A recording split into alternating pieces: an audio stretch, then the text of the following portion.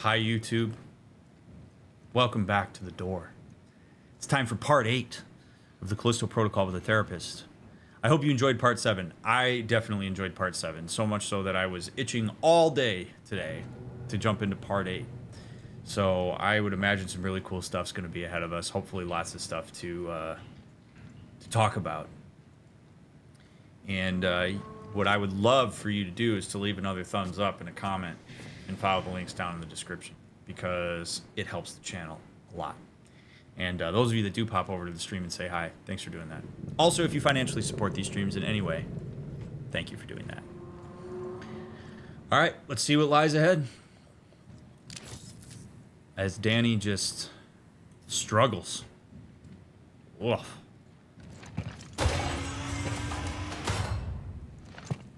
Ooh.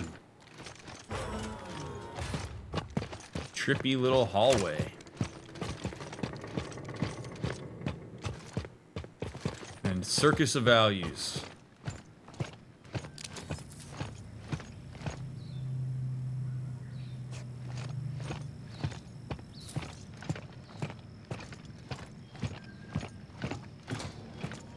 UJC printing at your service.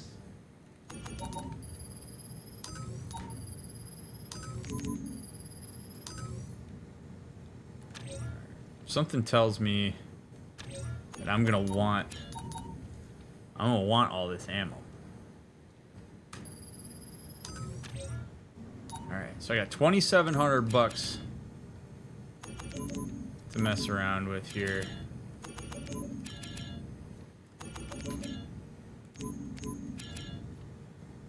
Ability upgrade, swarming ammo, velocity upgrade, maxes the grip energy capacity, next gen battery tech for $2,700. Or do I do boom bullets? Let's do boom bullets. UJC printing, the highest quality. Print finished. Oh baby, yes sir. That gun looks great now.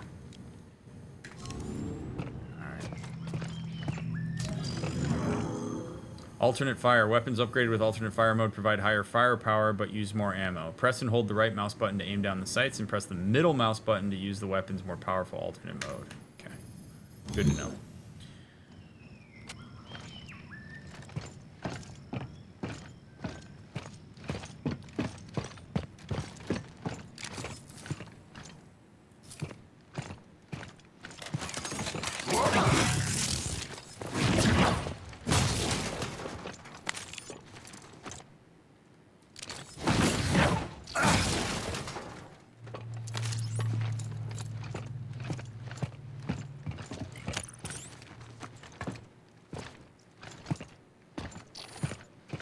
Oh, wow. You get a nice little, like, view of the stars and stuff. Look at that.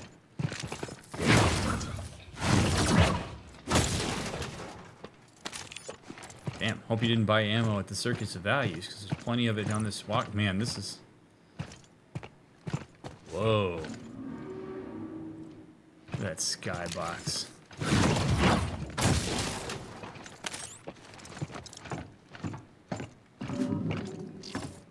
Health gel.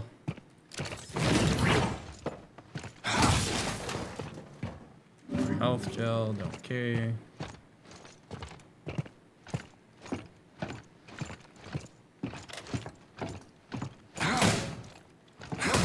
God damn it. Come on. Nothing.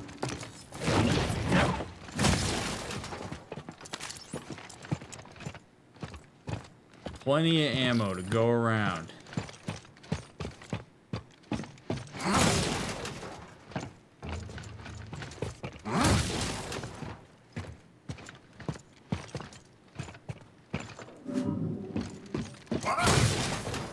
No Callisto credits? Wait a minute.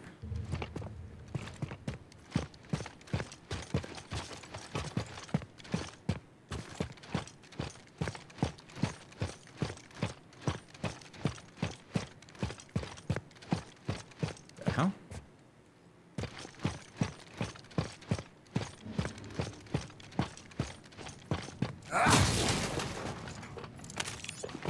Boy, we are fully loaded. Your methods are rash. You risk too much. The greater risk is in failing to act, especially when the commonality is finally within our grasp. And right on time. He approaches. The survivor. The survivor. Via Solitarius. Where's the Alpha? Just give me the goddamn To antidote. me, I bet. I'm not gonna let her die. Your friend. I've been watching you. You and your so-called friend. You're not the innocent you claim to be. You've proven that you'll do just about anything to ensure your own survival. The survivor. Via Solitarius. And what about you, huh? Watching people die for fun? Is that your protocol? No. You are mistaken, Mr. Lee. The protocol isn't about death. It's about life. We call that a reframe. Reframes can be incredibly useful tools that help people have a different perspective on things that potentially can lead to them making a shift in their behavior that's more healthy for them. But this guy has essentially reframed this as, oh, this is about life, this is about advancement, this is about the human condition evolving. And thus it justifies my actions. Like, that's fine. You can frame it however you want. But at the end of the day, a lot of people have died from this. You can only dress up a pig so much. Our future lies out there. Our destiny. But we were not built for life in space. This fragile shell holds us back. We have to evolve if we are to survive. And now, you'll all see why. Proof that my methods are worth the risk. A final contest to determine the true survivor. Humanity, or my Alpha. What? Really? Well, 5, 2, 1. You know, I really ought to thank you. At first I thought this was a curse, but then I realized it is a gift. You see, the warden has opened my eyes, showed me my purpose. Now, I'm gonna show you.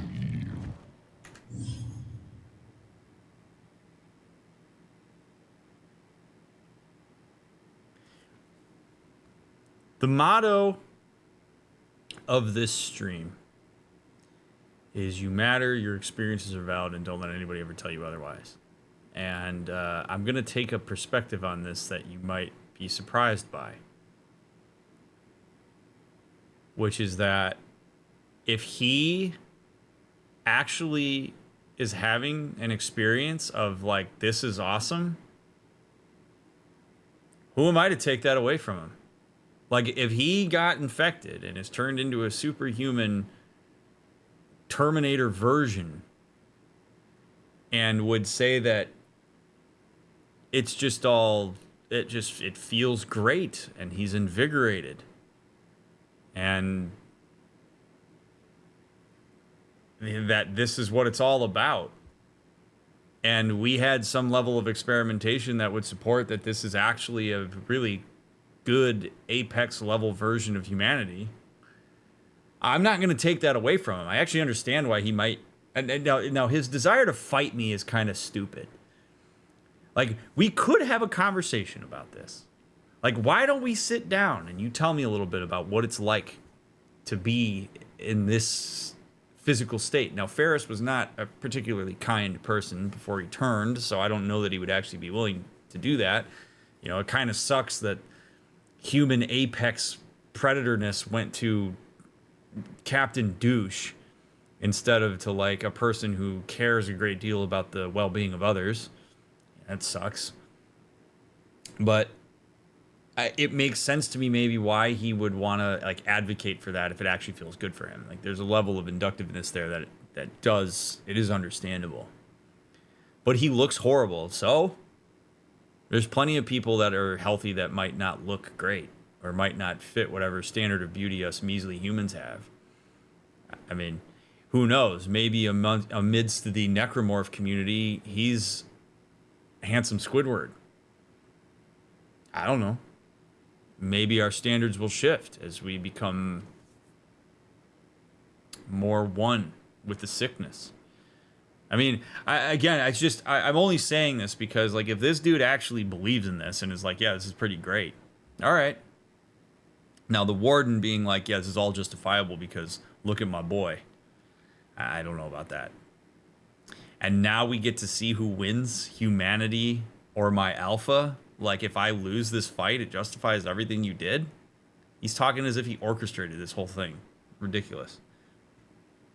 As an aside, like the WWE style entrance of this, as Scott pointed out in chat, is a little campy.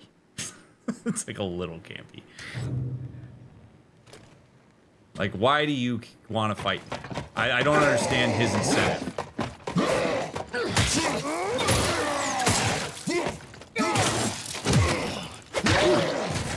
You're teaming up with that outer way trash now.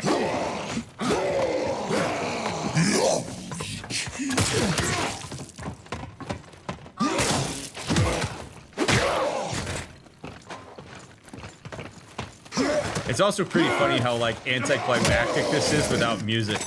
Like it's just two guys just it's like in a bar fight.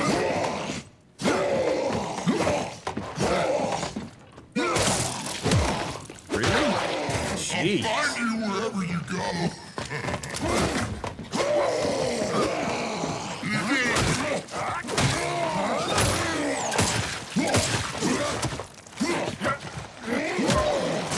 You think you can do what you did? Pay the price? What did I do? I brought the larvae that have contributed to you being what you are right now, buddy. I don't...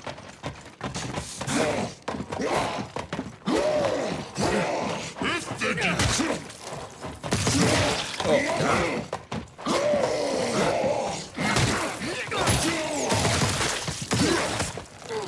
No one to save you now. No more tricks. No escape this time. I've beaten you. I've beaten everyone. I told you.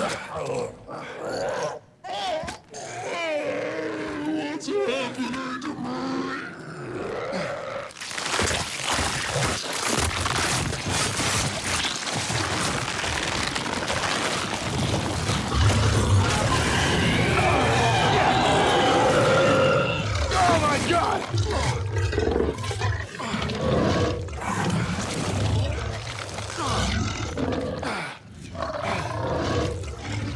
There's always a price.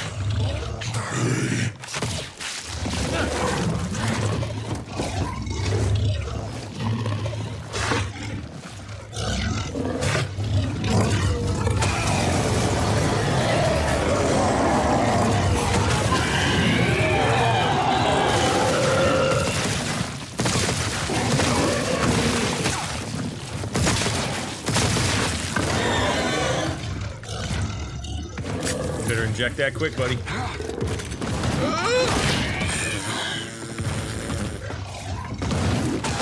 Okay. How the hell am I supposed to dodge that?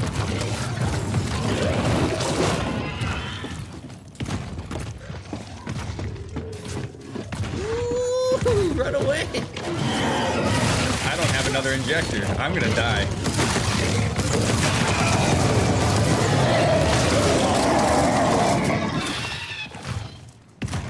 Oh wait, there's health packs over here, I hope. Yes. Nom nom nom. Yummy yummos.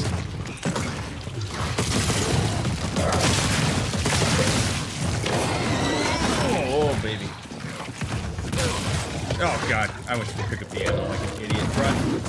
Oh god. Run.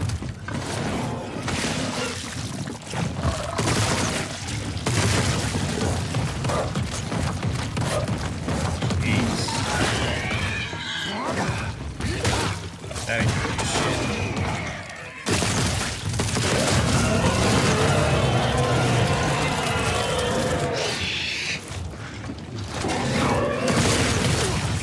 I don't know how to... Oh, God. Oh, God.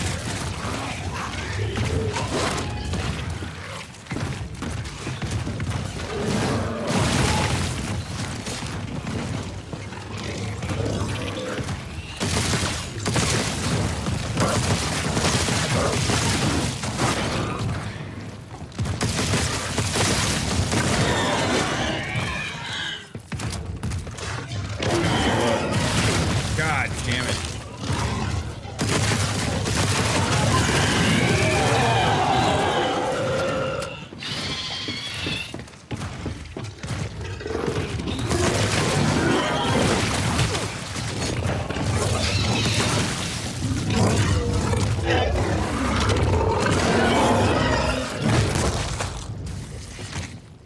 That's it?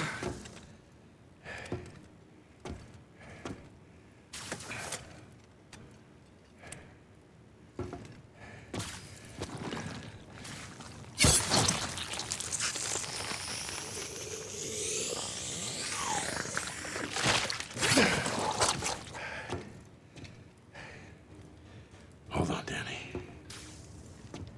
You think you've beaten us? Ferris was weak, an imperfect vessel. But in that sample is the key to unlocking a centuries-old dream. That's not failure, Mr. Lee. That's progress. And it belongs to me. No, I don't think so. Please, this is no time for false heroics. Leave the sample and walk away. There's an escape pod up there. To take you back to the life you once had. We can both have everything we want. No. So tell me, Mr. Lee, what do you want? What?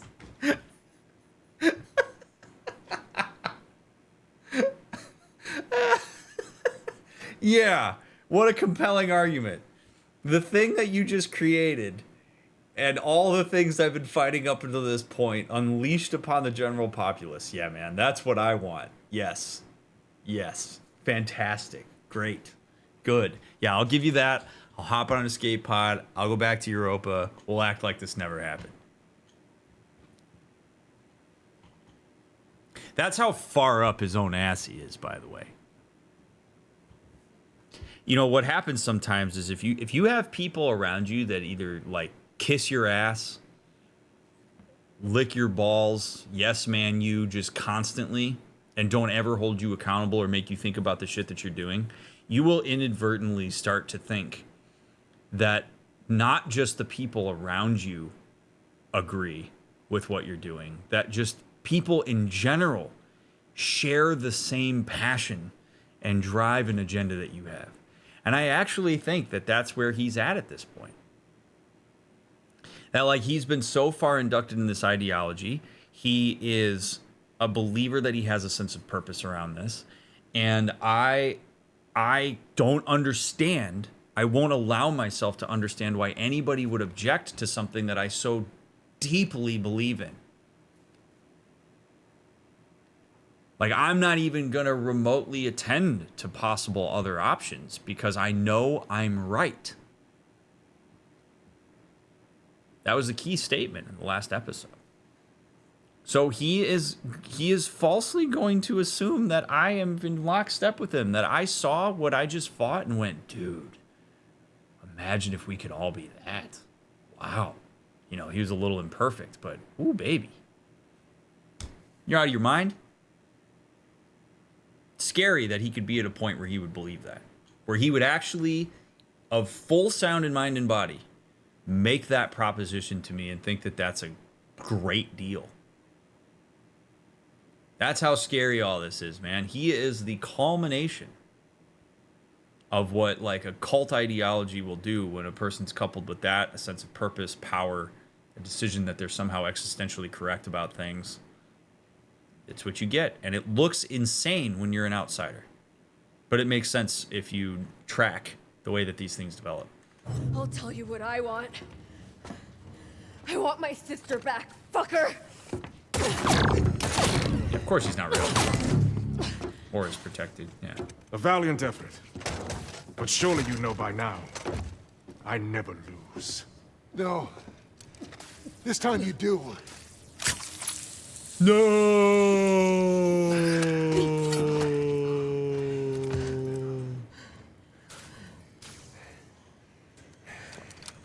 Such a waste. All this to save one life. Don't think you've stopped us. The data gathered here will carry the protocol to the next phase. As for you... Self-destruct sequence initiated. Goodbye, Miss Nakamura. And Mr. Lee. Hey, he said there was an I escape do hope pod. you've enjoyed your stay at Black Iron. Reactor core approaching critical. Odds are this way. Run! Move! Glad to see you're feeling better. Hurry! Oh, baby!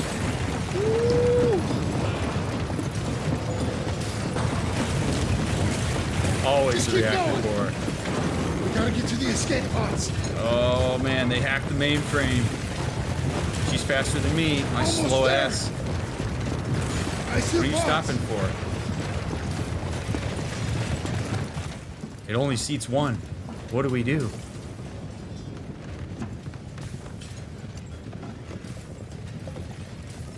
There's just one. No way you are going to be selfless and give this to Danny.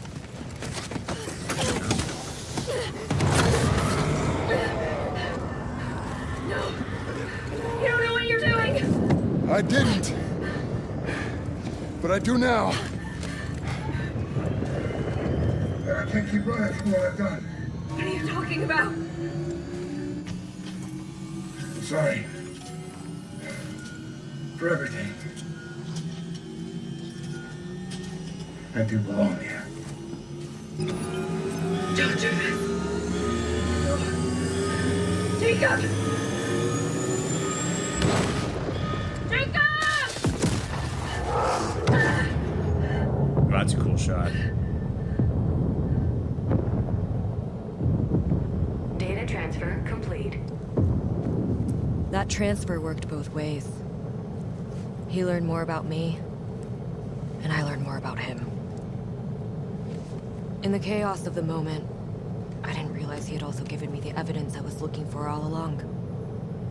And sacrificed his life so that I could expose the truth.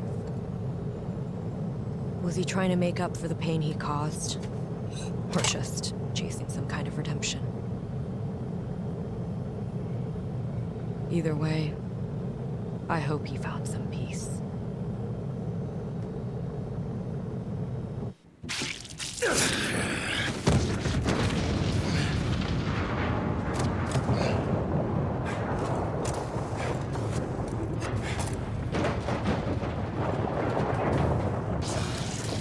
Jacob, there might be a way out after all. Reactor core temporary safeties activated. But I'm going to need your help.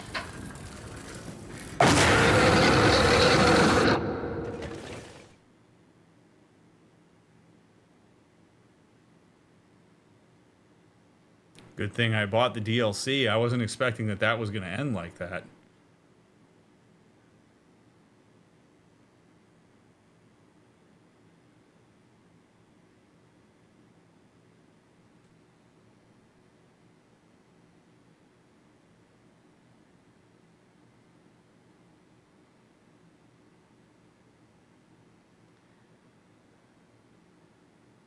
Okay.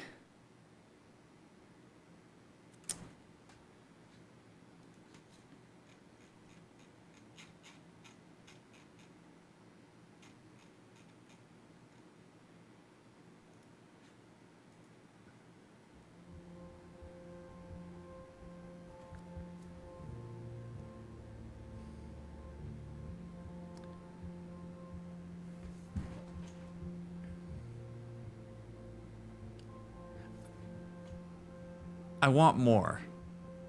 Like, I really want more. So first and foremost, I enjoyed this. I really did. And we're going to watch the credits on this, but I loved the game. That ended a little too abruptly for me.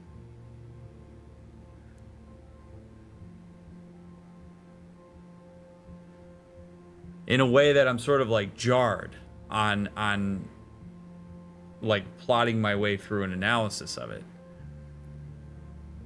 Because we have so little context, particularly on Jacob. Like, the first question that I have is, was Jacob actively suppressing his memory of being the runner of the larva? Because if he was actively suppressing it, knew that he did something wrong, knew that he was a part of the way that all of this went down, then his martyrdom at the end makes sense to me. That I expect. Or that I can understand. That, like, he has some sort of conscience around that. That his idea is like, okay, I'm attending to these memories that I haven't really been attending to, and I know that I played a role in this.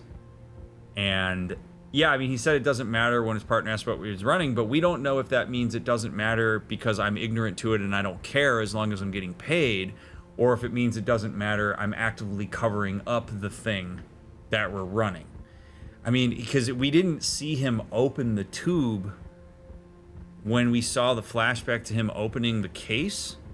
So there's just not really any representation here that helps us know whether he was like actively participating in this.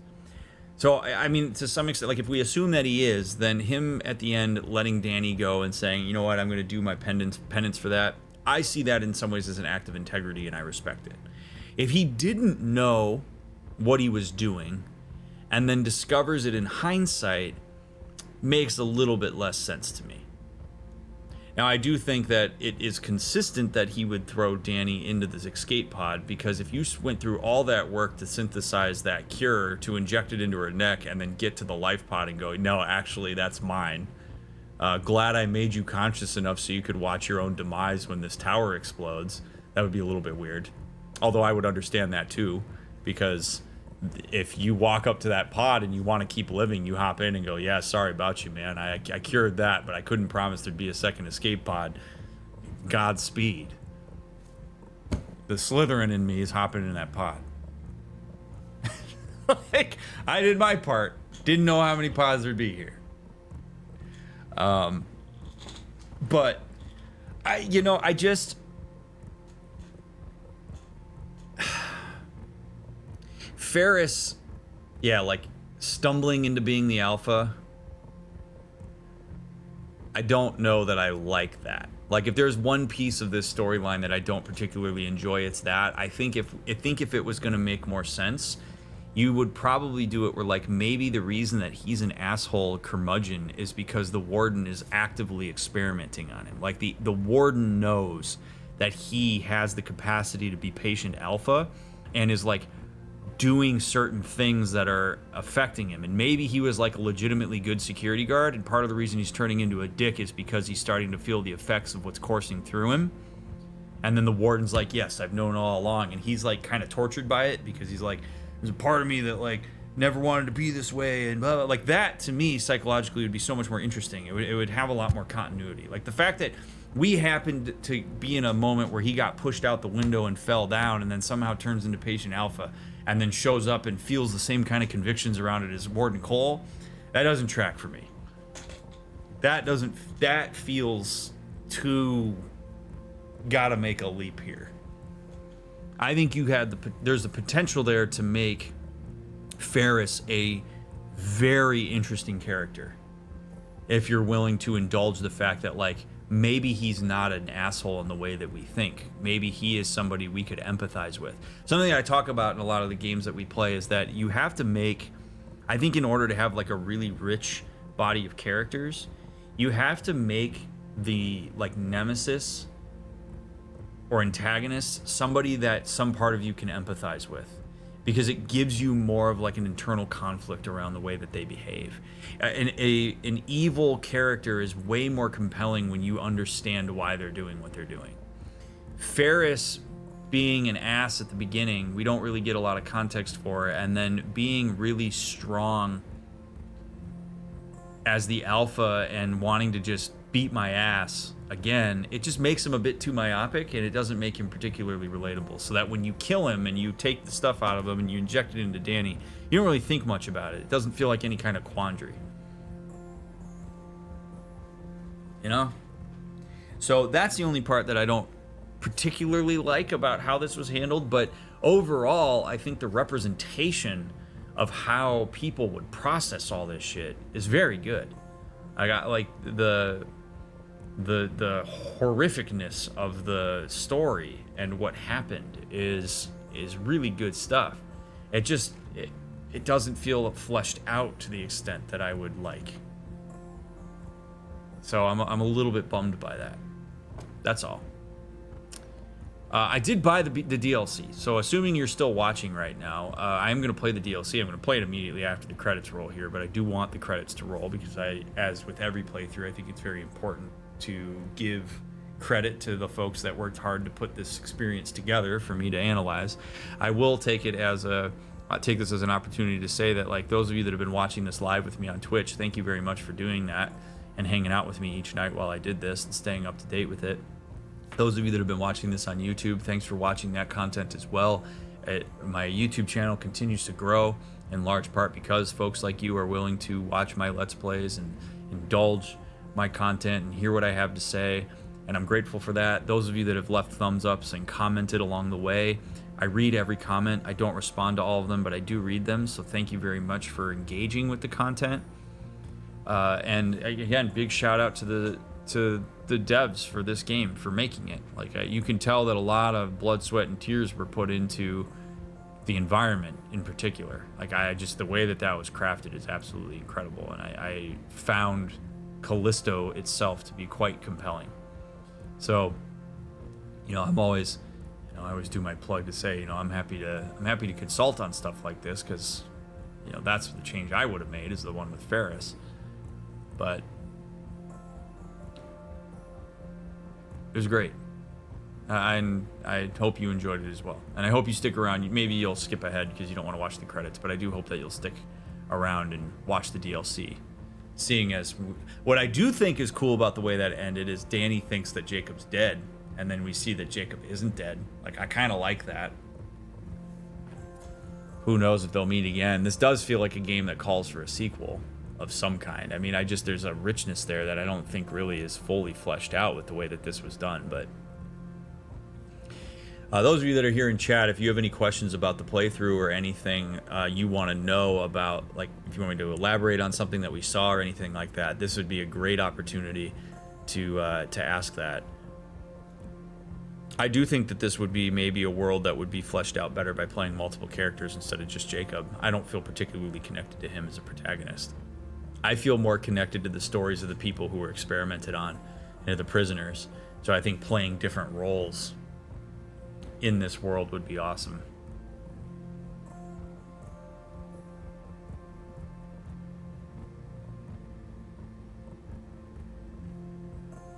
Wish we got more info about Danny's sister. Yeah. I mean, I wish we had more info about Danny.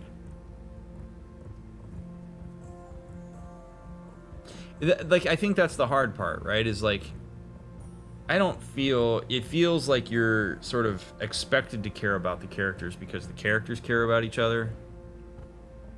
And I can respect that, but also, like, as the person playing the game, I mean, Jacob's fine, but I don't find him to be particularly compelling. I think one of the things that would make him more compelling would be to see more of his, like, paranoia and his stress while he's going through this, and the way that you see that with Isaac in Dead Space.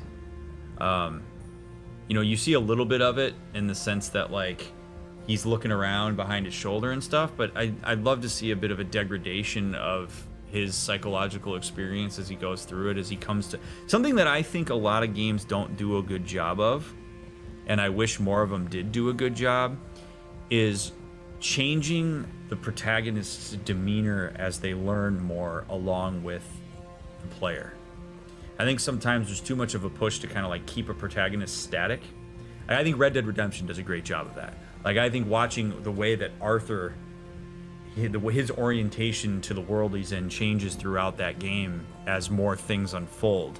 Like, that kind of thing I think is really powerful. You see that to some extent with Isaac Clarke in Dead Space. Like, the degradation of the protagonist as they learn more about the world at large is a really cool thing. You know, where he's just exhausted by the time he gets to the warden. And instead of even being angry at the warden, he's tired of what the warden has to say. Or maybe there's a part of him that's like, you know, this all does need to be worth it, so I'm willing to entertain the conversation you're having. And I think to some extent, if you make the warden somebody who actually has a relatively compelling story, where Jacob has some motive to listen to what he has to say, again, that's what makes this stuff a lot more interesting to me. Is maybe, like, the warden doesn't give you any reason to listen to him. He's presented as somebody who's selfish, who's inducted into a cult ideology. He's somebody who is, you know, he gives this stupid proposition and he's all about me and whatever, right? Like, he's like knows more than you, and he's gonna make sure that you know it, and there's just nothing to really hang your hat on. If you make the warden somebody who maybe in this moment presents, you know, you've seen all these like, I know I'm throwing ideas out here, but like, you see these holograms of him. He's very confident. He's like this kind of douchebag warden, right? But what if when you meet him, he is absolutely destroyed by what he's done? Like, he sits here and he's this massively conflicted person where he's like, dude, this has been a shit show. This did not go the way that I wanted. I feel horrible about it. I'm a victim of cost sunk fallacy at this point because I really believe in what I'm doing, but all these people have died and this is not the way that I expected it to go, and it went off the rails. But I really think I have something here and we're really close, and how do we make all these deaths matter? Like, rather than objectifying all the prisoners, it's like, God, these were people. These were people that, like, we experimented on and it was terrible, but it felt like we had to keep going, because if we didn't keep going, then all the people we lost, it was for nothing. That's compelling. Like, that, you're Jacob, you're like, oh shit, dude, like, I don't know, man. I'm willing to listen to the conversation. That, I think, it adds a richness to the, like, psychological experience of indulging a world like this. So, anyway, just my ideas. Is this comparable to Aloy and Silence? Well, I mean, maybe. I actually believe that Silence is written a bit too myopically, too. Like, there's a level of complexity with him that's great, but we still don't really get enough from him that makes him somebody that you are willing to, like, lean into. He's a very hard character to lean into unless you really work hard.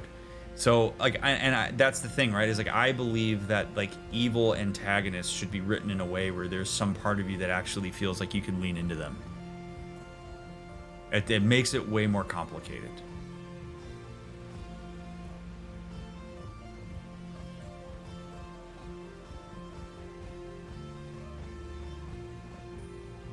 Oh, the warden being the alpha, he's experimenting on himself. I mean, maybe I could see that. I don't like the way that the alpha was handled. I don't like that it was Ferris. That's what feels weird to me.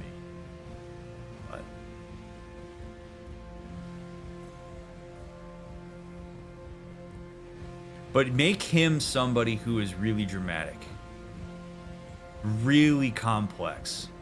Somebody that when you meet him, he's not the Hollow. That subversion of your expectation would be a really awesome twist here. Now, that said, I'm not saying all these things to be critical of the game, because at the end of the day, like with all the other games that we've played, when you aren't presented with the opportunity to make a choice, then I look at it as, this is what happened, right? Like, if we take that, we had to go through this with The Last of Us Part 2, is what we saw is what happened. It's not our story, it's Jacob's story. It's the story of the warden and Jacob and Callisto, and so this is how it happened, and I respect that. I think there's ways that it could have been even more compelling than it already was, because there's a lot of good meat on the bone here. Like, I like the idea of we are actively experimenting on a marginalized population because we believe that it could lead us to an advanced experience of what it is to be human. Like, that's good shit. That's really good shit. It brings in a lot of moral and ethical quandaries. So, this is cool that they have these little messages from the people on the team. I like that. Yeah, prison is a secret lab. Idea is diabolical. I totally agree. Totally agree. And the game's gorgeous. And just to be clear, all the crashes that happened, those were my fault. They were not the fault of the game. The game's very well optimized. At least it was for me. The crashes happened because I had the game on an external hard drive. And so every once in a while that would give me a fit and like disconnect for a second. And that would kill the game. Once I moved it to my C drive, it was fine. So. This is free on Game Pass. I think it's free on Epic as well. So if you're wanting to play it yourself and kind of experience maybe the harder levels, give it a shot. Or if my playthrough is good enough. There were a lot of people in part 1 that commented and said I never would have played this myself, or I tried to play it and I didn't like it. If you're one of those people that was willing to give this playthrough a shot and let me move you through it because maybe you wouldn't be willing to play it or you heard things about the game that you weren't particularly fond of, I appreciate you doing that. Thanks for giving me an opportunity to bring you through this. I have not, DL. I don't watch many movies.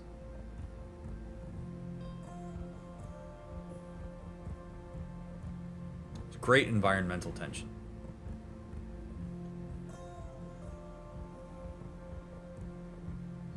Last episode seemed to really bring out the ethics violations and almost lack of humanity about everything. Do you think it would have had as big of an effect if they would have stretched it out through the game rather than all at once? That's an interesting question.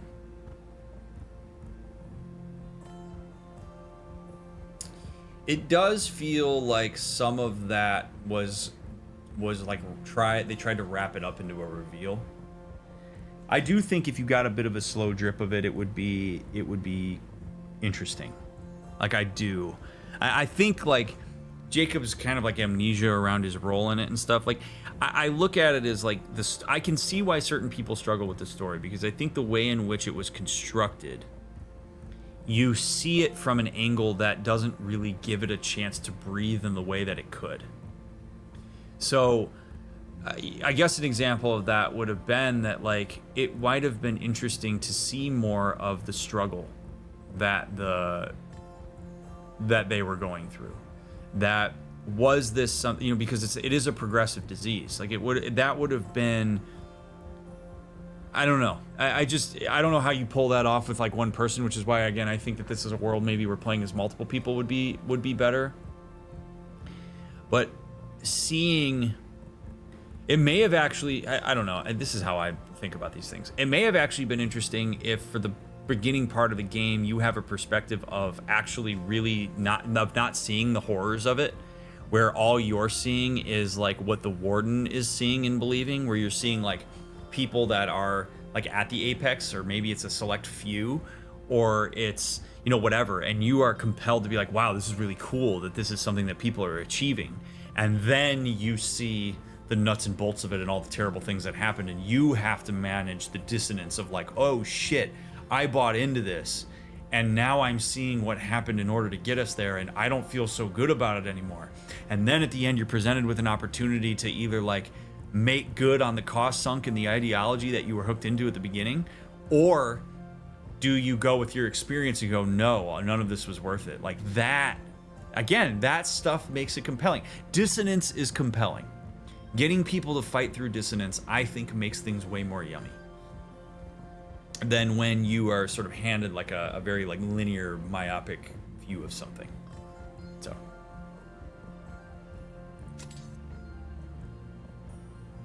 Almost the HCD method of look at these cool metal animals. Oh yeah, by the way, the reason they're here is because the planet died. Yeah, right? Where you start to go, oh shit.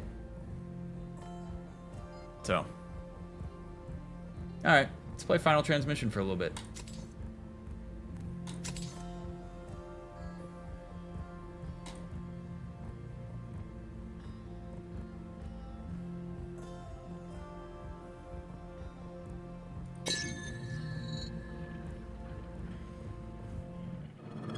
Max has been on my case about these Europa runs. We've done jobs like this before. Don't know why he cares so much now. Mayday! Mayday! Mayday! This is UJC Charon!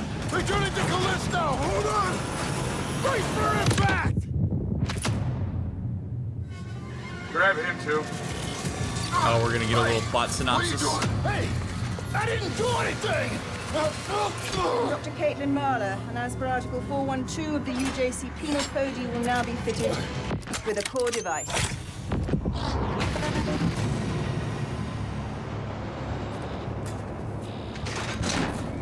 Ruff, what the fuck is going on? Back there, I just saw something.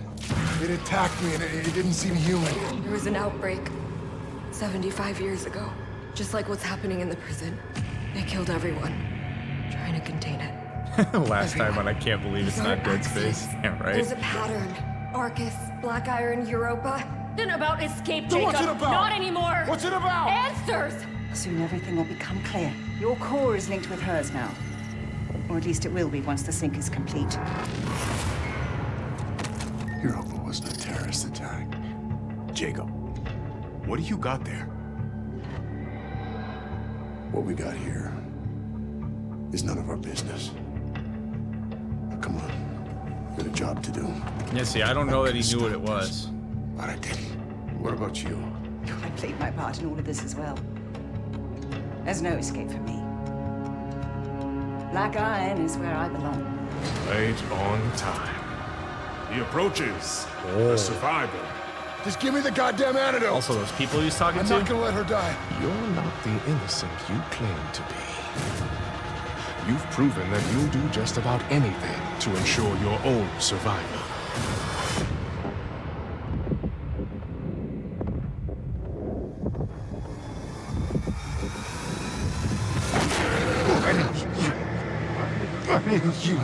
Listen. I'm sorry for everything. I do belong here. Oh my god, it's like we just saw this.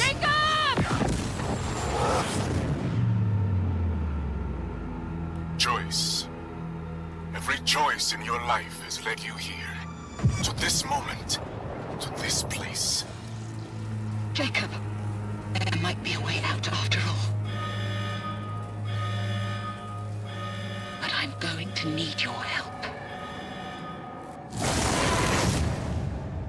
Welcome to Black Iron Prison.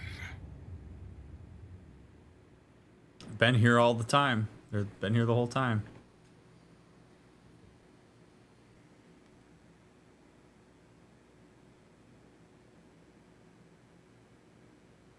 Final transmission. Jacob!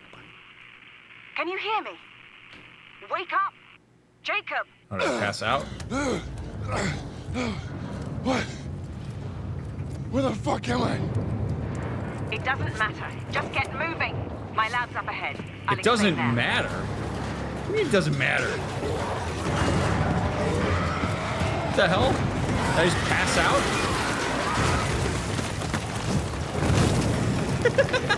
What? Doesn't matter. Kinda does. Yeah, get me right back in, baby.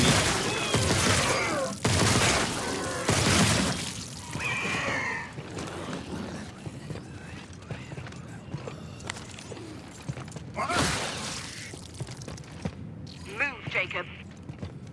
Nah, man, I got yummy yummos to get. You're gonna have to hold on a second.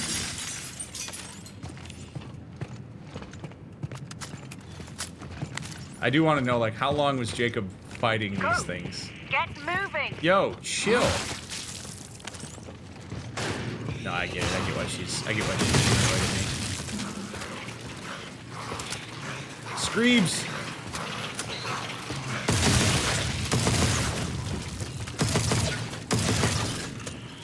thing is not stable. Oh my god.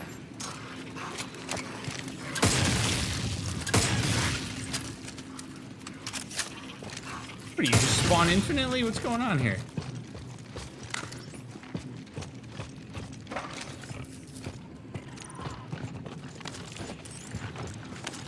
What's up, buddy?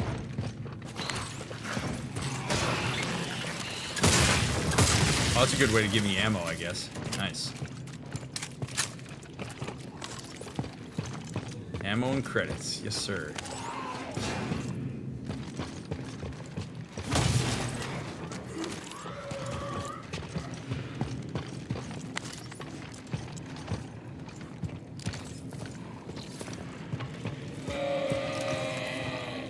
Hey, bud.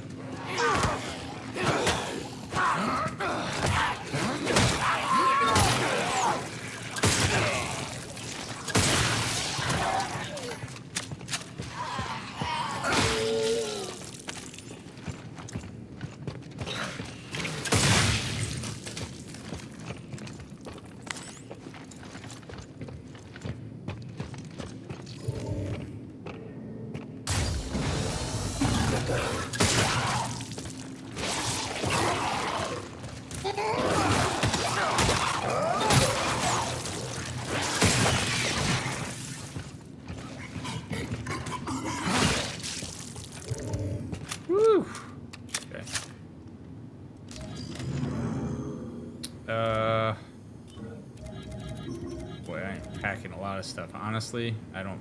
This... Oh, no. The battery is useless to me.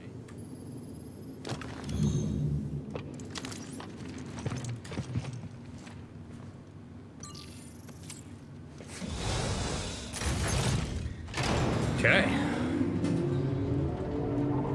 What happened to Ferris? Why can't I remember how I got here?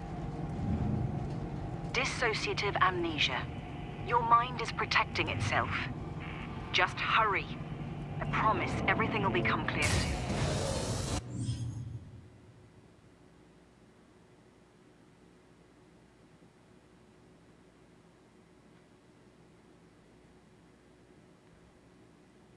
Plausible. To an extent.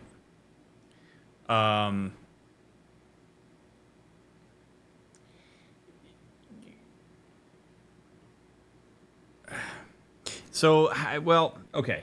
So, like, I'm not going to say that it's impossible for this to happen, but I'm surprised that that would be his experience. I get that it's a vehicle to make the DLC make sense. Like, I understand that. But if we're going to actually take this at face value, when people experience something that they register as a trauma, dissociation can be a way that your brain handles that situation for sure, which would be to essentially shut off your working memory to a point where you would, like, in hindsight, you'd be like, I actually don't know how I got here. I just went on autopilot. It's like your brain essentially, like, shuts off your prefrontal cortex and you just do. And it just doesn't code to memory, or it codes to memory and then blocks it so that you don't keep reaccessing it. Like, that's certainly possible. So I have less of an issue with that and more of an issue with the fact that I would, in order for that to make sense to me in this context, something would have had to happen to Jacob after he pushed Danny out of the pod that he registered as traumatic and was novel enough of an experience that it violated his already massively thrown off expectations to a point that his brain was like, okay, this is it, shut it down. Now, maybe it is the experience that he just had with the warden, or maybe it's some sort of, like, giant-ass crazy monster. Maybe it's the fact that the tower's exploding and he has to figure out a way to get out of it, or whatever. It could be one of those things, but in order for you to really have that strong of a dissociation that you can't, like, immediately recall what happened, you'd have to have something that pretty profoundly violated what's been represented to you already. If it was just fighting hordes of zombies, I doubt that that's what it would be. So, it's plausible. It's a vehicle to get the DLC started. I'm going to be a bit of a annoying person about it because I'm a therapist. That I would venture that 99% of the people who played this DLC heard dissociative amnesia and went, yeah, okay.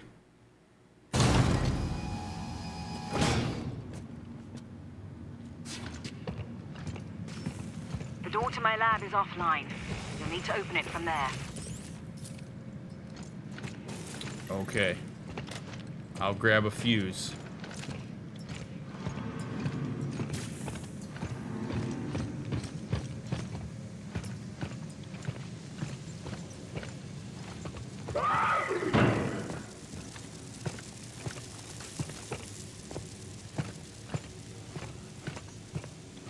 Does that level of immediacy occur with amnesia? I mean, as far as I understand it, it could. It just depends. I mean, it really depends. Like if you dissociated really hard in a given moment, it is plausible. It just would have to have been a very intense experience for Jacob in order for that to happen. Given everything everything that's been represented to him at this point.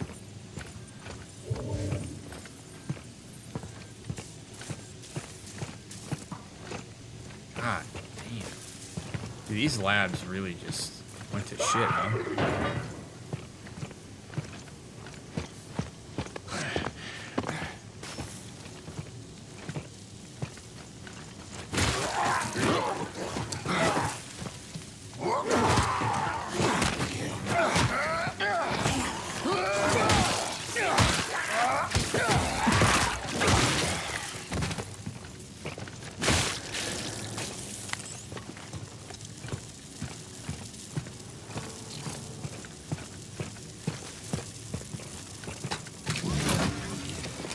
Oh, good. Woke you guys up, huh?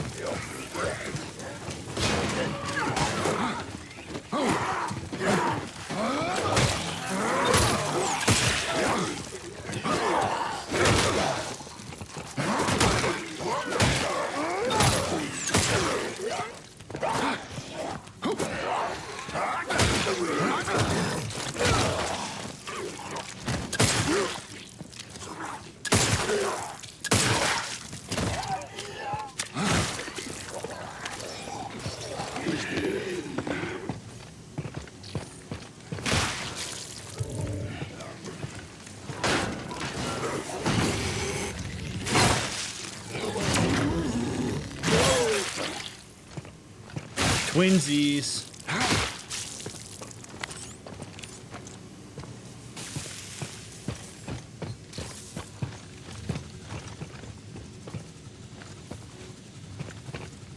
I find it interesting how in some cases you lose the memory, but the brain still evaluates pieces of the environment, right? So triggers can still happen even if you don't remember the traumatic event. Correct. And that is how you get something like complex PTSD. That also can apply with something like nonverbal trauma, where if you experience something traumatic while you are not in possession of language to explain it, it can become very difficult to manage later on in your life because you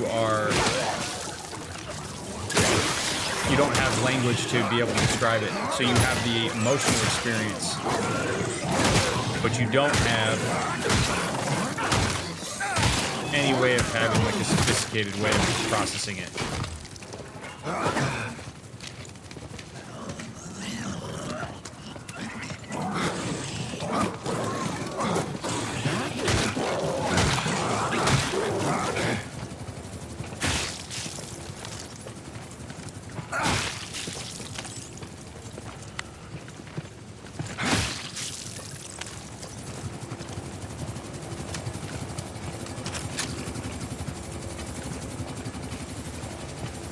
So if you experience dissociative amnesia, is there a way to get your memories back, or is it a lost cause? It depends. That's a pretty tricky endeavor, and a lot of people mistakenly believe that that's a requirement of processing trauma. It's not. Sometimes all the trauma work requires is processing the way in which the trauma affects your present decisions and such, and getting it to a point where you're working with the behavioral manifestations that are in the here and now. So you don't necessarily need to uncover memories in order to process trauma. A lot of people believe that you do, and that's just part of kind of how it gets talked about locally, but it's not actually the case. For some, it makes a difference, but not everybody.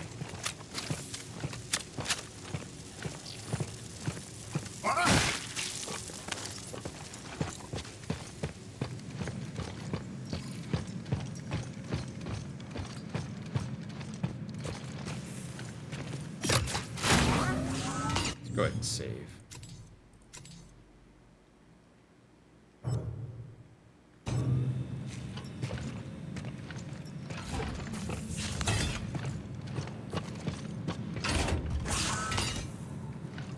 Without language, we cannot convey content and no other means to do so. Oh, we can.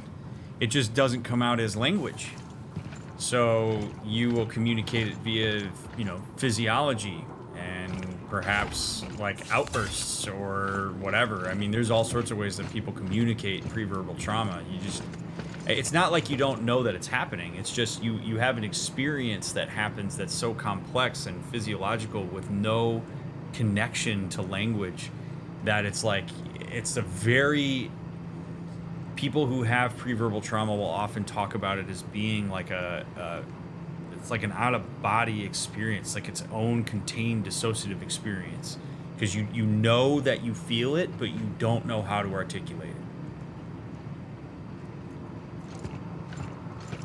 How common is it for crash victims to stop driving? I have no idea. That's a statistics question.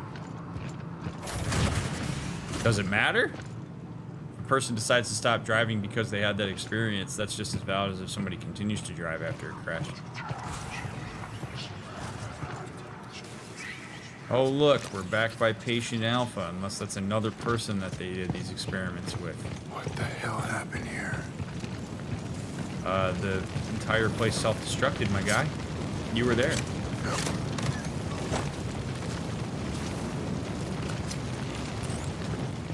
Contrast of high-level therapy discussion while smashing monsters into a pulp is great. It's what we do here.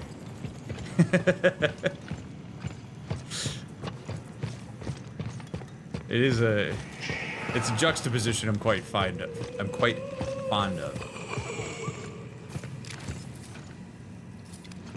This dude better not still be alive. Mahler, where are you? Tap the intercom, dude. She can talk to you. Try to talk to her. Oh my god, I just feel so terrible for that guy. Oh shit. Let's keep it moving. Look for an active console. It must be reset to open the door. Reset the active console. Alright. Uh-oh. There were people in these rooms. They were not this full of stuff either last time we were here. How do I know that? Because I pay attention to details. There was just lone people chilling in those cells.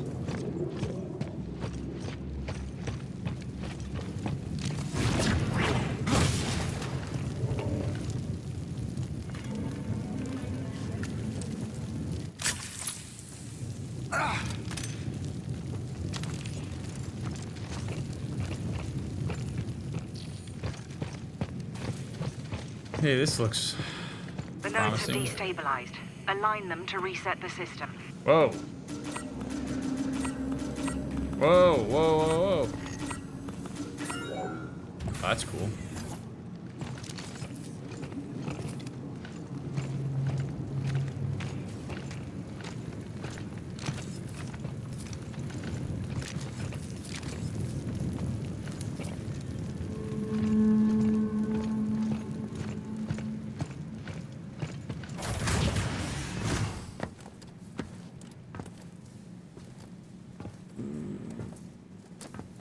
Those spines in the back. Ugh.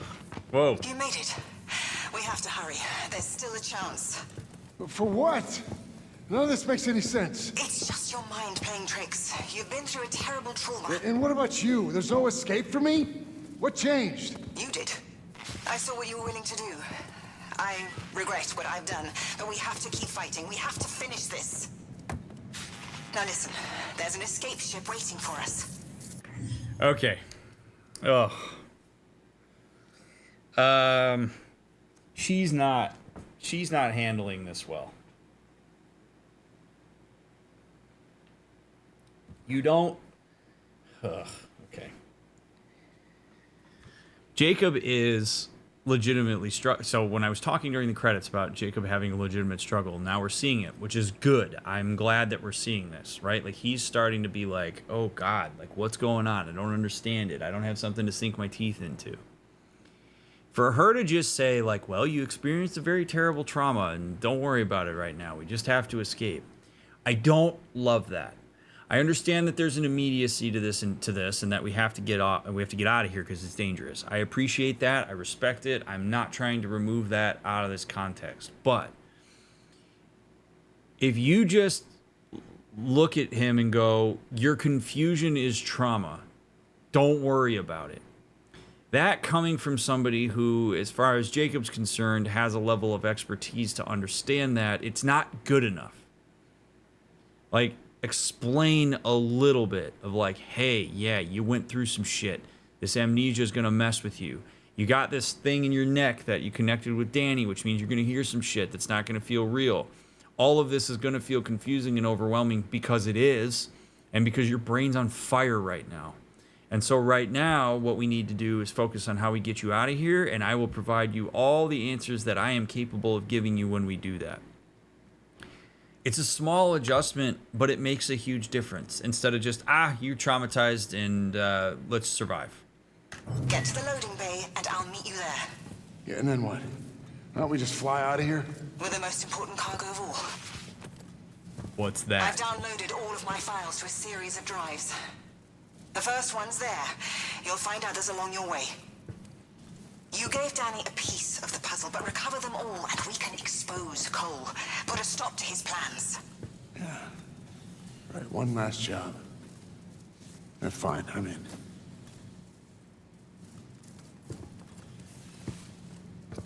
So what is that thing?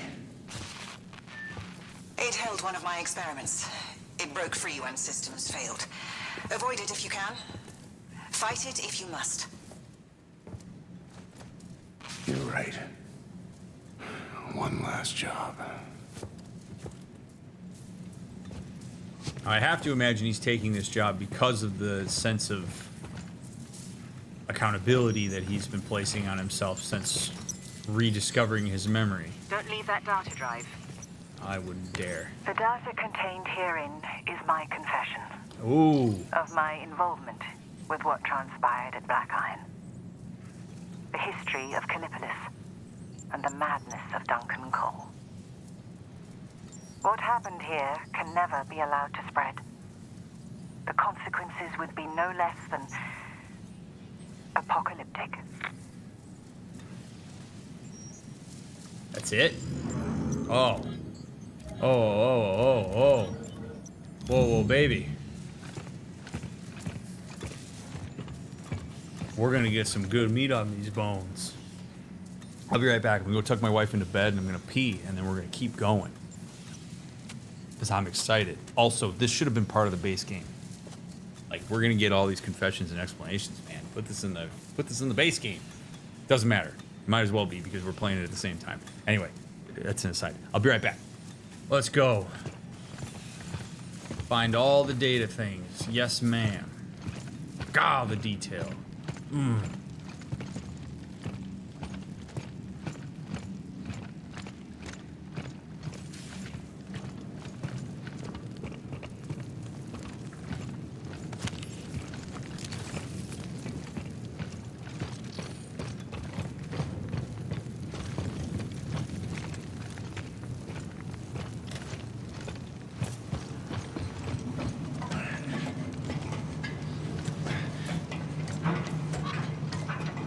Keep moving down, past the chute.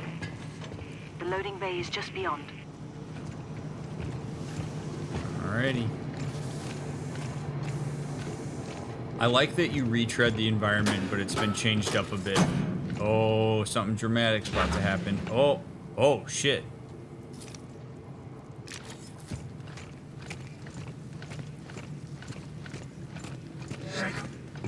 Elias?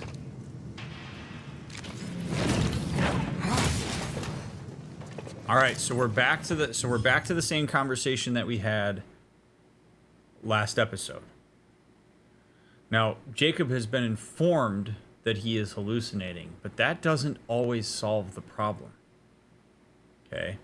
Sometimes you could tell somebody that they're hallucinating, and the hallucination is still so real that they believe that it's real, and they will engage with it. And so there's a chance that this is what's happening with Jacob, is he may know that he has the capacity to hallucinate due to trauma or whatever it is that's going on, and also still see Elias there and believe that he's real. And maybe he wants to believe it's real, and that helps, or maybe it's just so visceral. It's real, but we're gonna watch the way that Jacob navigates this and get a feel for where he's at as a result of that. We're gonna like put our observation hat on here. How should someone handle somebody that's hallucinating? You meet them where they're at. You have to reach into their world. There's a tendency for people who see a person who's like hallucinating, or like a person with dementia who's not seeing the reality in front of them. There's a tendency to want to pull that person into reality that the non-dissociating, non-hallucinating person is experiencing. It's not going to work. You got to reach into their world. Ask questions. Get a feel for what's going on. People worry that that legitimizes it. It's like, no, that it's already legitimized in that person's mind. So you work with it. You understand it better. I've told this story before. I'll tell it again. That when I worked on the suicide hotline, we had people who were consistent callers who would call relatively frequently, and some of them had pretty severe psychosis. There was one person in particular that would call frequently, that when he was not taking his medication would experience very severe hallucinations and bodily sensations. And one of the things that he would say when he would call is, "There are spiders in my stomach." And now you or I might go, well, maybe you're just hungry, or you're feeling something in your stomach, and it's not spiders, it's just a physiological experience. But if you try to tell somebody who's actively experiencing that it's not, it's just whatever, it doesn't work. So on the crisis line, one of the things that we were trained to do is you engage with that as if it's real. So tell me about the spiders. You sound scared that there are spiders in your stomach. And as that person feels a sense of validation around that and trust that you are that you understand their experience, you eventually can get into a space where you might say something like, "Remember the last time you had spiders in your stomach? Do you remember what made them go away? When I took my medicine, they went away. Okay, let's go find that medicine and figure out how to make those spiders go away." Is way better than, "It's just a physiological sensation and you're off your rocker and it's your psychosis that's talking. It's not spiders. Take your fucking medicine." Like, that doesn't work. It would be the same thing. It would elicit the same response. I always think of it as think of it in the inverse. If the person who was experiencing spiders in their stomach kept saying something like, "You have spiders in your stomach. There are ants on your face." And you're sitting there going, "No, I don't. There's no spiders in my stomach. There's no ants on my face. What the hell are you talking about?" That's their response to you trying to drag them to your reality. So having a bit of the empathy in that reverse, I think sometimes helps people make sense of it. But that's the way that you would want to navigate something like that. So if Jacob is distressed by this, and you're Dr. Maher, or you're somebody who's engaging with him around it, you'd say like, "Oh, you saw Elias. What did he do? What did he say? Describe him for me." Like, stuff like that. That would help, because then you might say like, "Now, hey, Jacob, I hear that you saw Elias.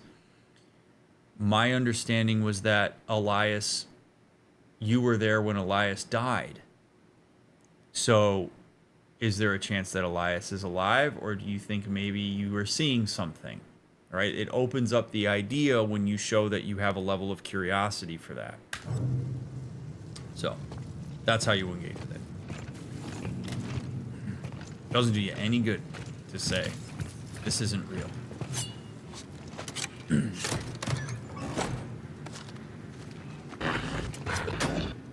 Wait, what? Whoa. Oh, that was trippy.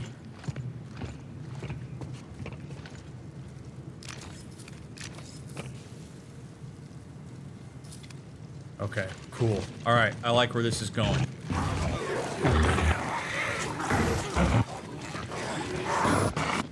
Whoa. Whoa, whoa, whoa, whoa, whoa, whoa, whoa, whoa. Oh, baby.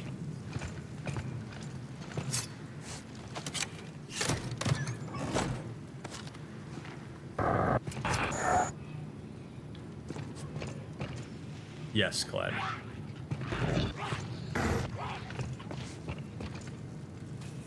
Oh, this is cool.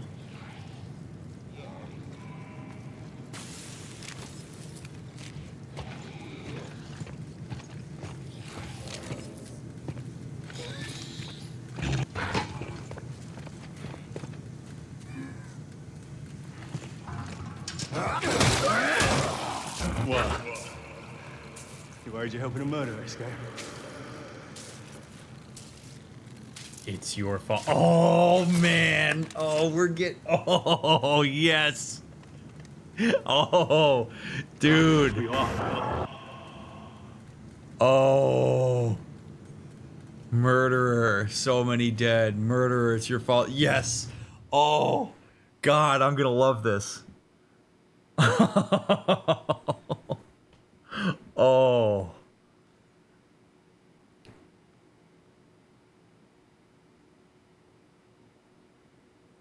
Jacob is scrambled. This is what I was hoping would happen. I feel terrible for Jacob that this is happening, but this is exactly what I was talking about in the credits. This is exactly what I wanted. This would totally weigh on your mind. You would have moments where you question whether what you're seeing is real, even as it's happening in real time. And now that Jacob has had this like journey that he's gone through and has maybe a little bit of respite here and is navigating it and is in his thoughts and has all these like traumas that he vicariously picked up through Danny, which I have to believe that there's a chain reaction thing going on where Danny picked up the memories of the people that were in the mining town, and then when he picked up Danny's memories, he also picked up their memories, and then there's like this whole mishmash of trauma and all this stuff that he is now seeing physical manifestations, concrete manifestations of things that he's experiencing in narratives that he's carrying. So we're getting a window a bit maybe into his psyche here, where we walk into this cell, we see this biophaged out person, we attack it, and then all of a sudden we see it as a human that it once was. We pair that with Elias, who we had some type of connection with, and then we get into our own emotional experience and our narratives around it of, I did this, I murdered him, it's my fault. We see some of the personalization that Jacob started to do a couple episodes ago. Yes. Oh man. Oh, I'm so pumped. This is awesome. Now, is Elias actually sitting there? I don't know. And that's the best part about this, is we're going to question every single damn thing. Oh, man. Flashing lights abound, though, so just a forewarning. How many... Oh, this is so trippy.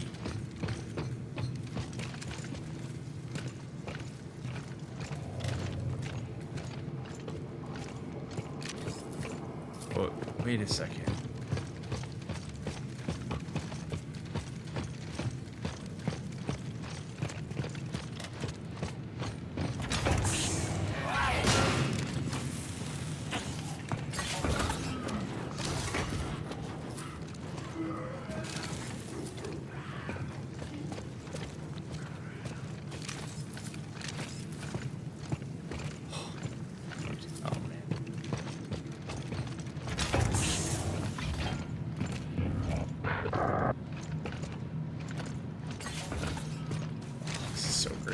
So great. I'm so happy right now.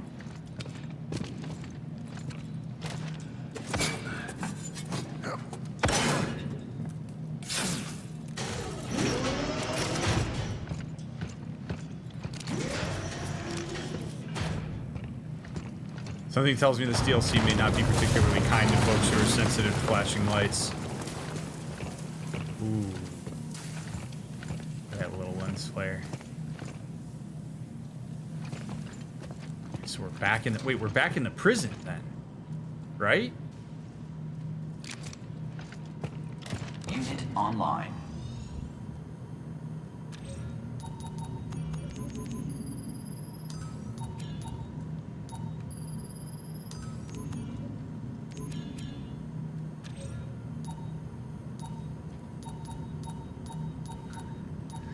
Oh, this is great.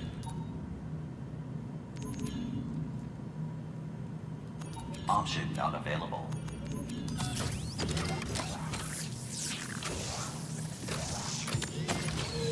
Print finished.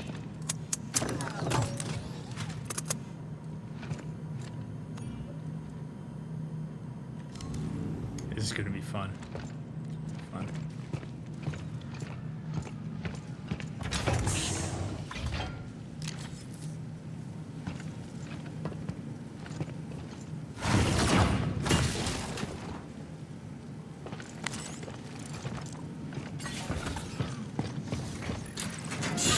Oh, God. Dick.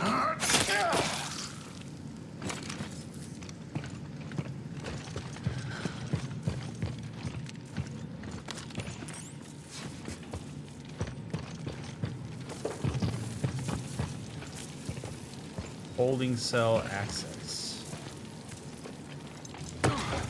Get down. Oh, shit. What is that? Don't let it see you. The bot is infected? No way.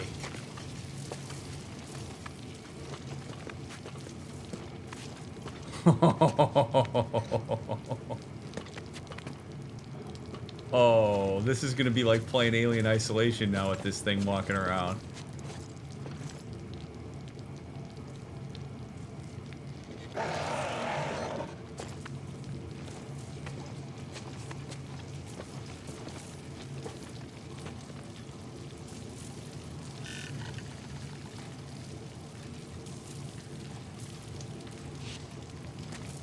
That throws a whole wrench in this thing. So this isn't even just something that happens to like organic matter.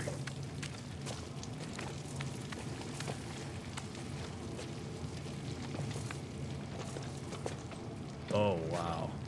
Look for a way out. Quickly. Working on it.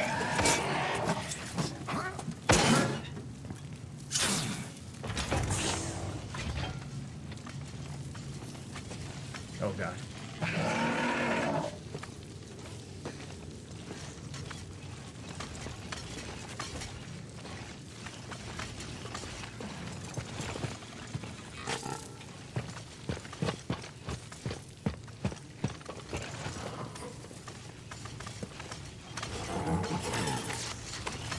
Oh, boy.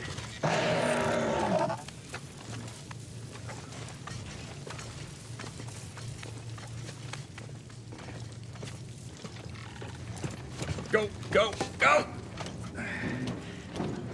What was that? Something new and indescribably dangerous. Be careful, Jacob. Okay. Sure. Yeah. I love this for me.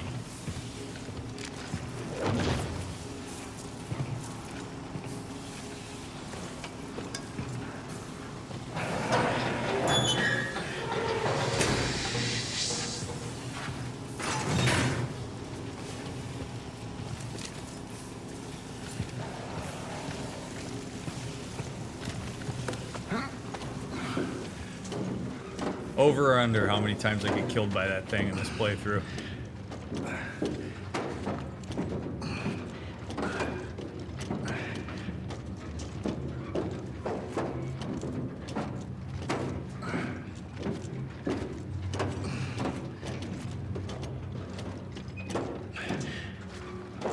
I like the way they have him turn in these vents.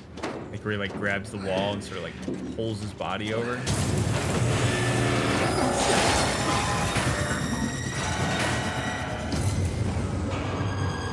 What's up, Trevor? Dude, I would be absolutely terrified to walk across this.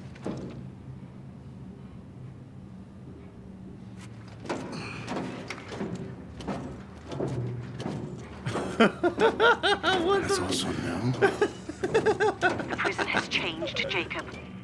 Don't let your guard down for a moment. Your prison has changed. What? Frankie, thank you very much for the 14 months. What?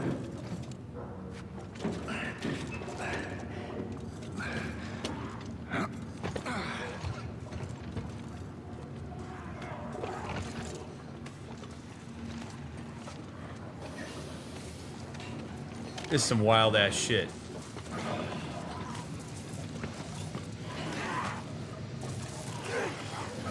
Oh good, we got one of those guys creeping around.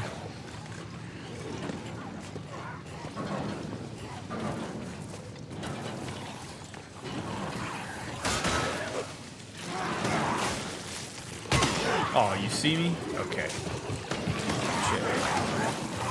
What up, fellas?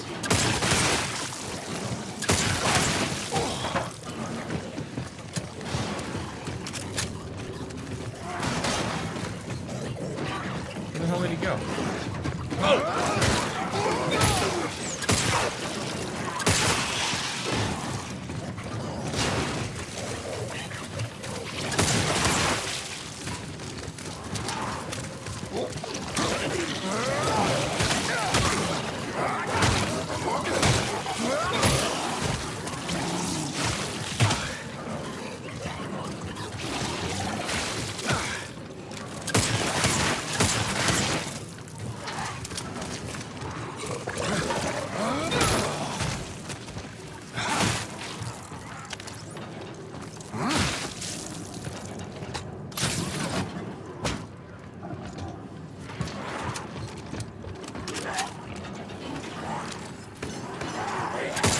I can't let those guys out of their misery, huh?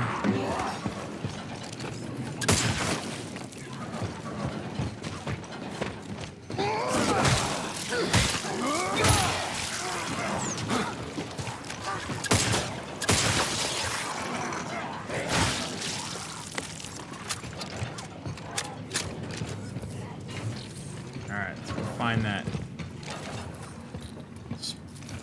spark thing that I need.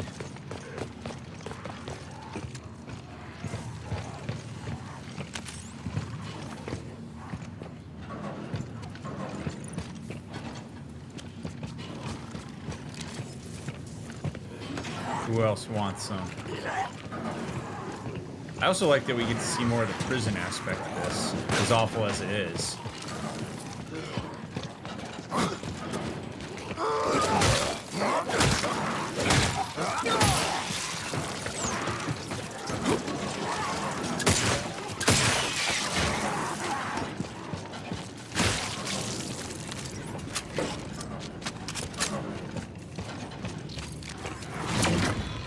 Oh, cool. Those are like saw blades I can throw.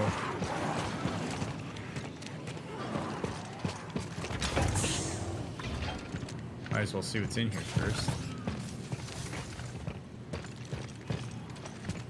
It's maybe some sort of server room or something. Oh, no, it's a control room.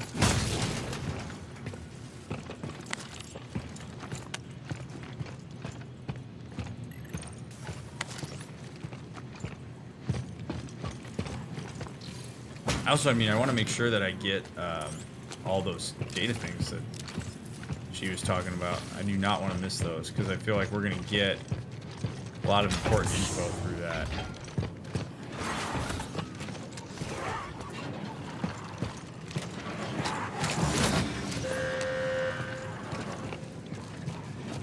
Oh shit, does that? Yeah.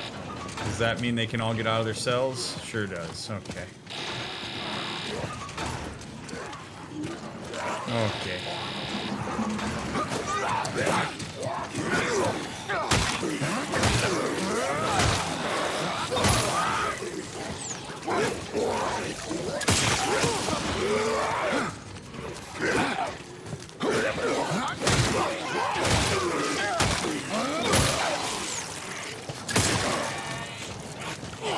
I appreciate that when I swing my baton, it hits them both at once. Hey, buddy. No.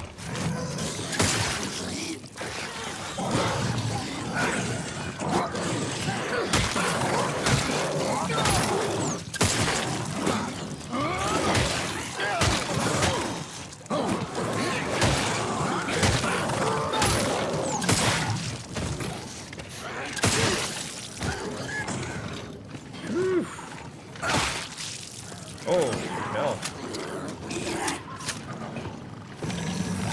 Oh, okay. How about not?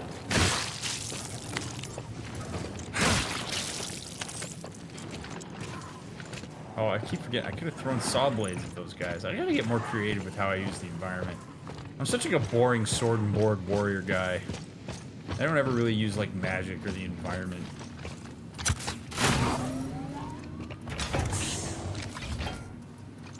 Disciplinary confinements. Restricted access. I wonder which one I'm supposed to go into.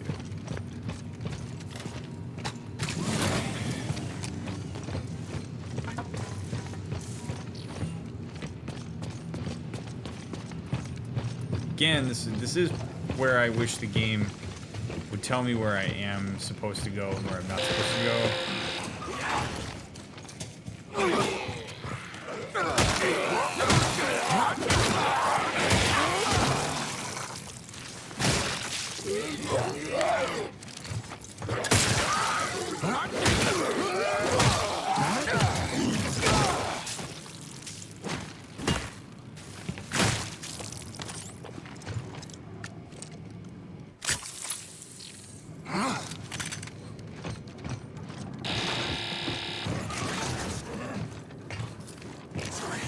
Oh, I like that he's like blinded by a flashlight. That's cool.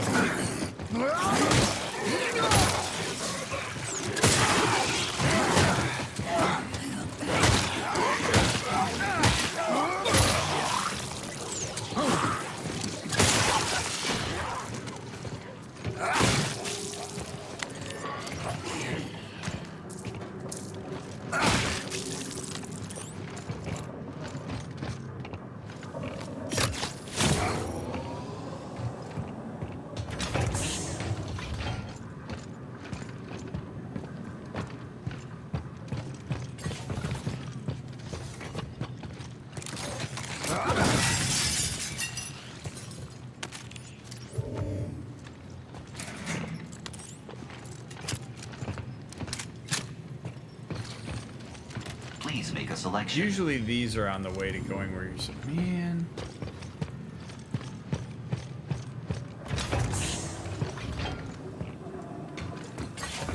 Alright, we're gonna go do the one downstairs. We're gonna go to the disciplinary block. I'm gonna hope that's not where I'm supposed to go. If you've made it this far through this episode, thanks so much.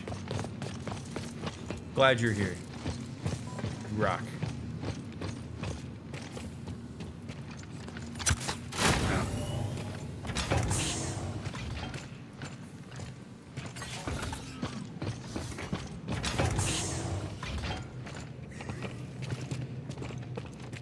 Ooh, wasn't I down here at one point?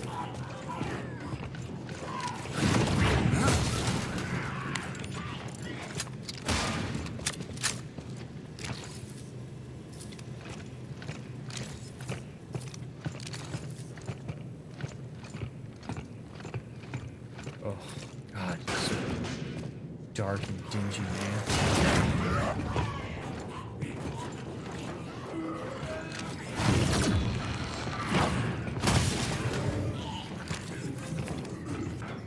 Oh, dude.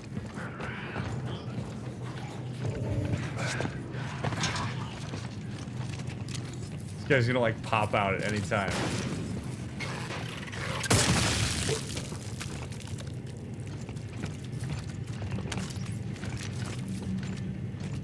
Oh, man.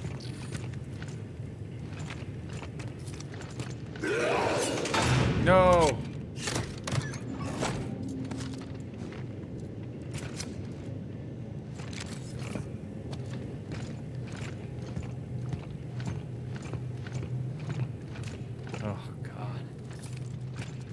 Data drive 2, there we go. Cole viewed the inmates as disposable, a means to an end. I swore I'd never do that. Until I did.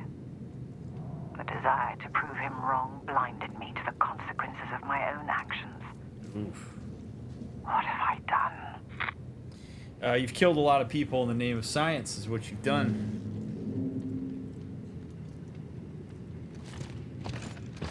Yeah, it's just as bad. But again, you know, we talked about this last episode. Like, I don't really see her as a victim. Not yet. You know, she actively perpetuated this stuff. And if her desire was to prove him wrong, it's not great when you start expending human lives. Like, all of a sudden, they're essentially like they're doing what people who have wars do.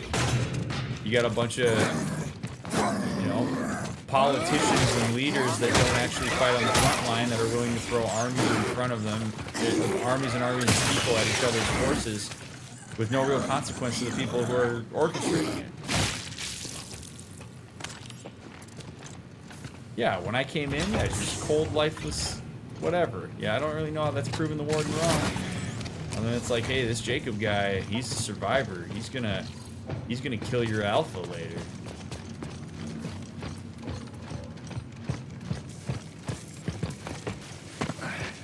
But, you know, I give her credit for processing it at least. She feels some degree of remorse for what she's done. That's more than I can say for the warden. But I'm not going to look at her. You know, I do believe in people redeeming themselves and changing and coming around. I also believe in holding people accountable. So I'm not going to, like, not give her... Like, I'm not going to shut her out and not give her the benefit of the doubt if what I'm reading are certain things where she's coming to terms with what she's done. Like, I do want to give her that leeway, especially in comparison to the warden. It's tough, though, man.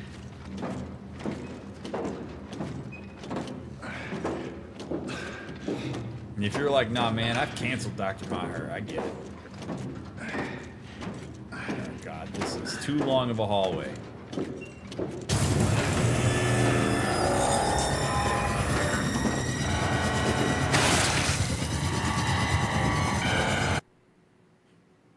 I don't know what I was expecting.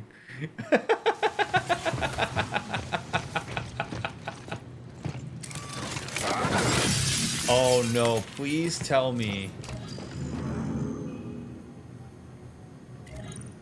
Oh, son of a bitch.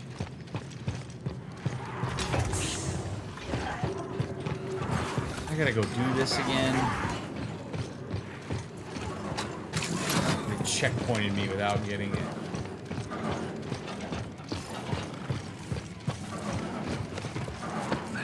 I love how I was just like, yeah, what's the worst? I mean, legitimately, my thought there was, I don't know, maybe it'll overheat itself and it'll turn off and it's just there to scare me. And I froze. I didn't run. DrMick does not have a flight response. DrMick has a freeze response. And you just saw it in action right there. Literally, that was my thought. Okay. Maybe maybe something will happen and I'll be safe. Let's see what happens. I got chewed up by that fan and spit out.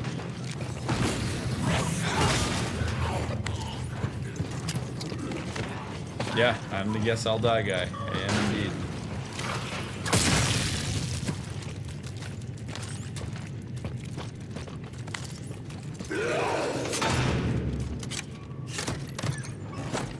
Did go out fast. At least it took my head out first. Turned my brain into ground beef. Cole viewed the inmates as disposable, a means to an end. I swore I'd never do that. Until I did. The desire to prove him wrong blinded me to the consequences of my own actions. What have I done?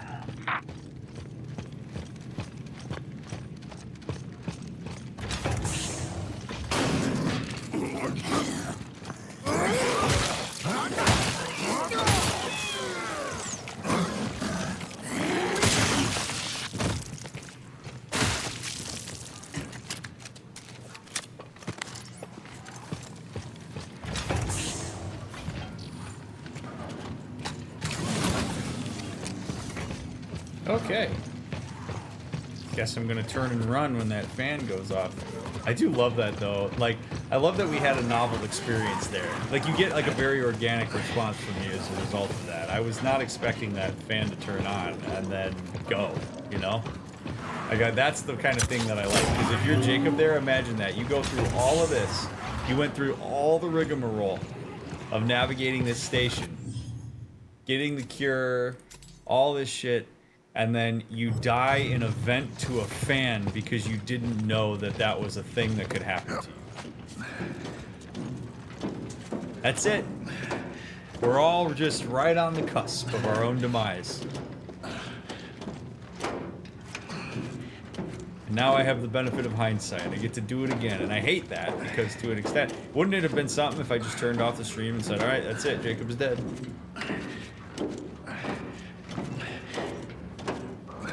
People who watch me Stanley Parable playthrough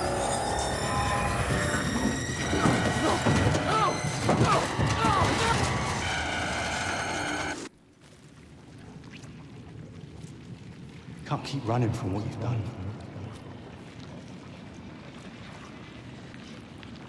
Jacob, can you hear me? Jacob! What's wrong? It's okay. I'm okay. What's wrong? You know where I am? Can you tell where you are? I can see the shoe. Or what's left of it. That means you're closer to the loading bay. Be very careful. The path ahead is dangerously unstable. Be prepared for anything.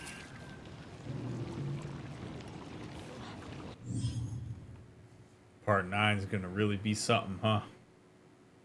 We survived Trevor, and now the path ahead will be unpredictable. Thank you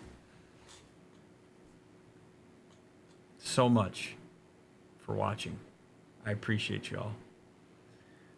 This has been a very fun experience, and I'm glad that we have DLC here. I will be very, very excited to get going on it. So I'm glad I bought it today. Sort of had a moment where I was like, I probably should buy that. So I'm glad I did. Thanks so much for all of your support, whether you're watching on YouTube or whether you're here live on Twitch. I appreciate the thumbs up and the comments and all that. I'd love to hear your comments on some of my thoughts at the end of the game. See what your thoughts are. Please don't spoil anything about the DLC in your comments. I do appreciate you staying away from that. But if you're binging, I will see you in the next episode. And if you're waiting for the next one to come out, I'll get it out to you as soon as I can. I appreciate you. You matter, and I will see you on the next one.